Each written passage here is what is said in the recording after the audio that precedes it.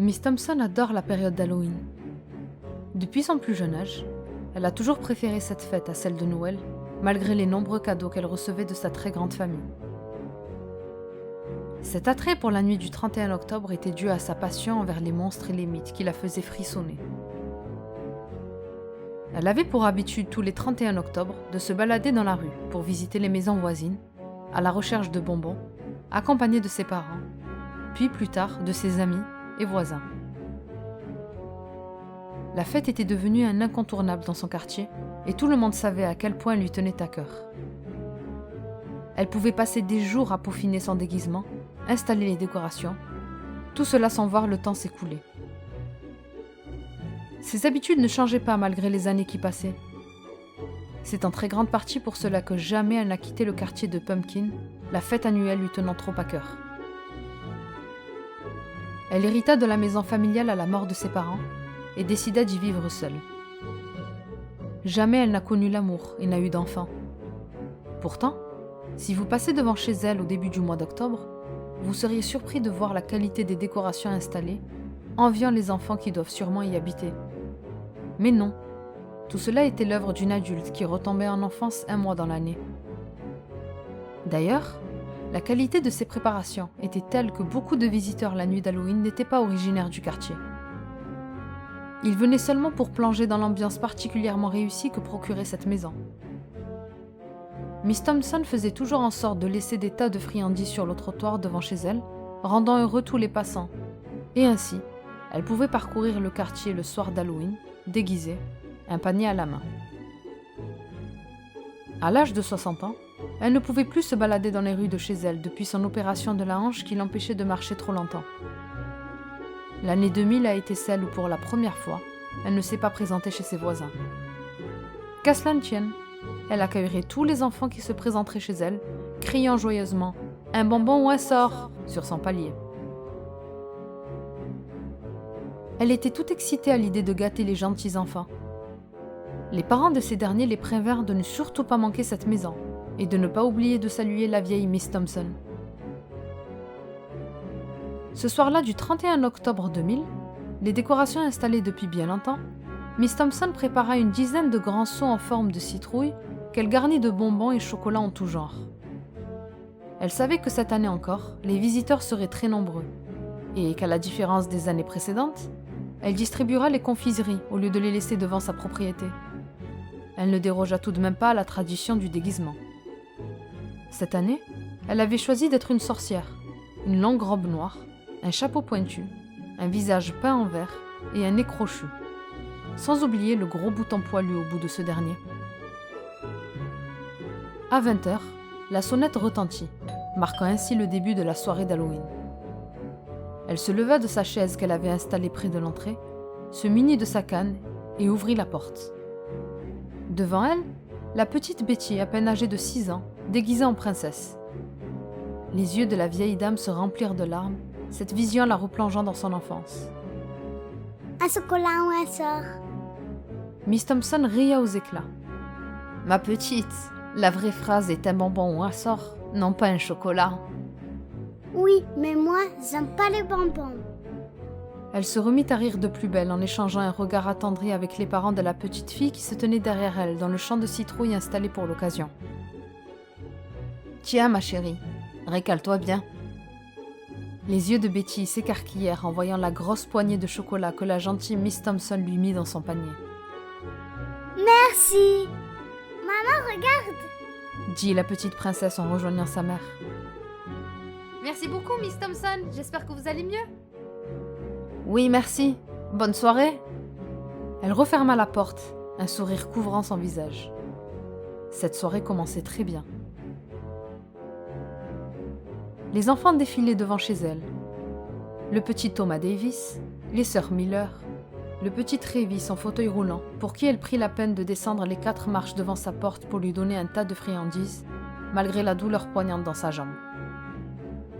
Certains enfants qu'elle n'avait jamais vus s'étaient aussi présentés chez elle.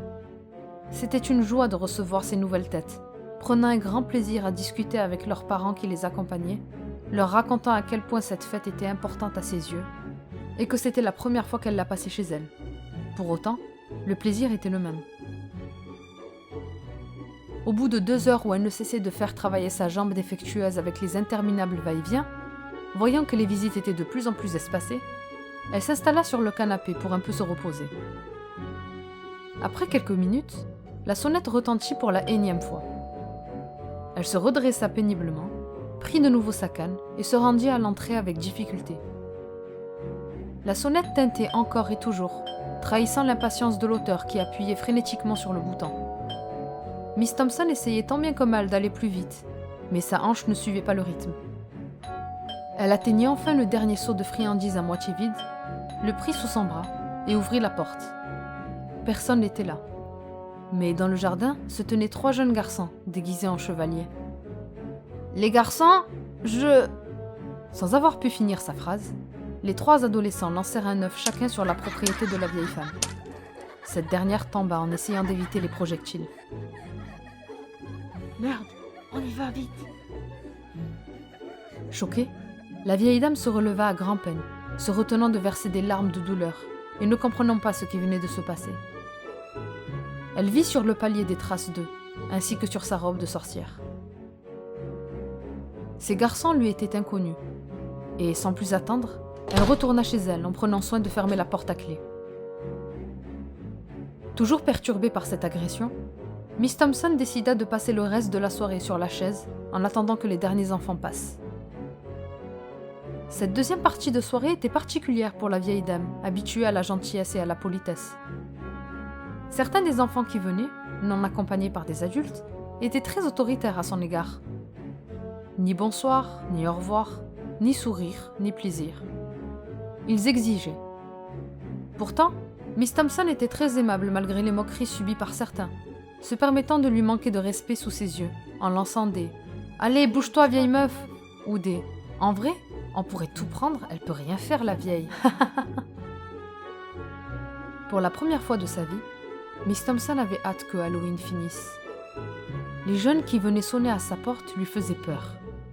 Pas la peur innocente d'Halloween, non, la peur rationnelle, la peur de l'autre, peur qu'elle n'avait jamais ressentie, ou plutôt très rarement.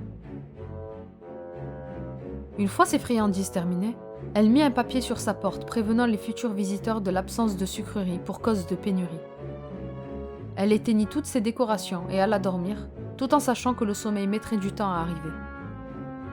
Toute la nuit, elle se demandait si Halloween a toujours été ainsi. Mais comme elle ne le passait pas chez elle généralement, elle ne le voyait pas. Ou peut-être ces jeunes avaient-ils l'habitude de trouver tout un tas de sucreries sur le trottoir et n'ont jamais eu à demander ? Elle n'aura jamais les réponses et s'endormit péniblement, espérant oublier cette soirée horrible qui d'ordinaire se passait merveilleusement bien. 21 années se sont écoulées depuis cet épisode malheureux. Cette soirée marqua l'esprit de Miss Thompson et changea sa manière de faire à tout jamais. Elle eut le temps avec les années de peaufiner sa nouvelle méthode pour affronter les méchants enfants, comme elle les appelait. Oh, elle était toujours perçue comme la délicieuse et adorable Miss Thompson par son voisinage.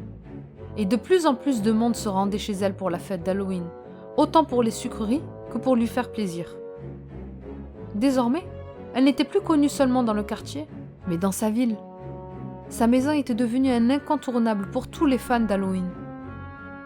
Célèbre en tant que vieille dame déguisée, les enfants l'adoraient. Il faut dire qu'à son âge, rares sont les personnes qui osent. Miss Thompson donnait tellement ce soir-là que certains des enfants étaient persuadés qu'elle devait avoir une usine de bonbons dans la cave. Ils n'avaient pas tout à fait tort. Voyez-vous, Miss Thompson tenait absolument à maintenir cette ambiance magique d'Halloween. Du coup, il ne fallait pas que les enfants désagréables, méchants, capricieux, mal élevés, grossiers, ternissent cette nuit si importante dans la vie des gens. Toutes les années, la journée du 31 octobre, elle préparait des dizaines de grandes bassines de bonbons et chocolats en tout genre. Mais une d'entre elles était particulière.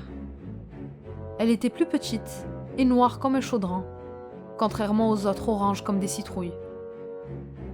Le petit chaudron contenait des gâteries auxquelles Miss Thompson ajoutait son petit grain de sel. Des chocolats, des bonbons de toutes formes et goûts, avec comme particularité quelques grammes de ricine, de cyanure, d'amatoxine et tout autre poison mortel. Si par malheur un des visiteurs se trouve être un méchant enfant, comme elle les appelait, elle lui refilera un bonbon pris dans le chaudron.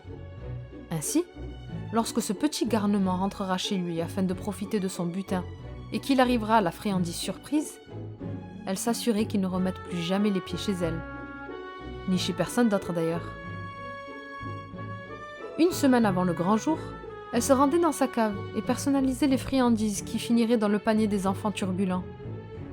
Elle faisait en sorte d'utiliser différents poisons pour que jamais les soupçons ne se portent sur elle, la gentille et délicieuse Miss Thompson. De plus, ces poisons mettaient du temps avant d'agir, et de ce fait, les enfants ne perdaient pas la vie tous en même temps. Miss Thompson était fière de contribuer à la bonne ambiance dans sa ville natale. Chaque Halloween, elle voit défiler devant chez elle des enfants merveilleux, et d'autres qu'elle veillait à ne plus jamais revoir. Si vous passez dans le quartier de Pumpkin le soir d'Halloween, vous reconnaîtrez sûrement la maison de Miss Thompson. Si vous allez chez elle réclamer des bonbons, assurez-vous de ne pas être un méchant enfant, comme elle les appelle.